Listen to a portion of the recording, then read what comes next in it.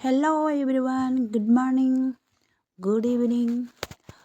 दिनै आङो क'क्राझार गामि सिं बेरायदों। टाउनावल' बेरायना नोंथांमोना फैयोब्ला क'क्राझाराव दा गामियाव मा रोखोम माइ गायो, दुब्लिया माबायदि अन्नानै नायलांदो। साबस्क्राइब, लाइक, शेयार, कमेन्ट खालामनो दाबावदे।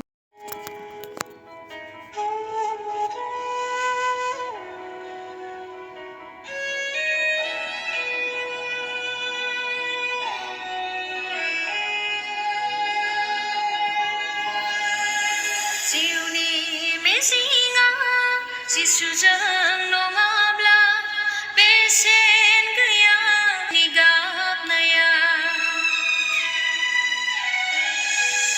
जिउनि मिजिंआ जिसुजों नङाब्ला बेसेन गैया नोंनि गाबनाया।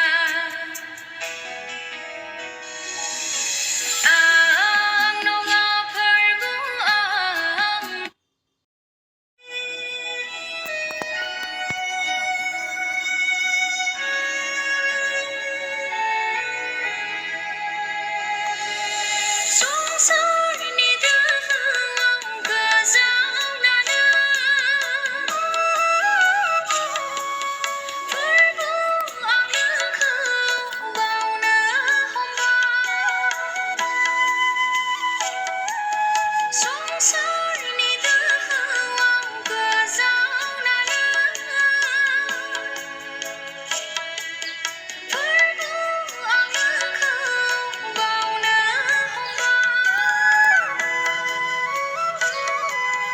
बे संसारनि नंखाय गियाना नुजाथिबाय हनै नुजाथिबाय। बे संसारनि नंखाय गियाना नुजाथिबाय हनै नुजाथिबाय। जिउनि मिजिंआ जिसुजों नङाब्ला बेसेन गैया नोंनि गाबनाया।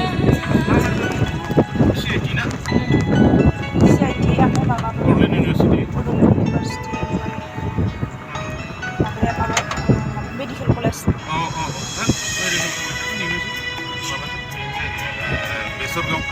बावदोंसो बेसर बे बेसर गरसो दं माबाया आं राजुनि फिसाजोआ बेसर गौ।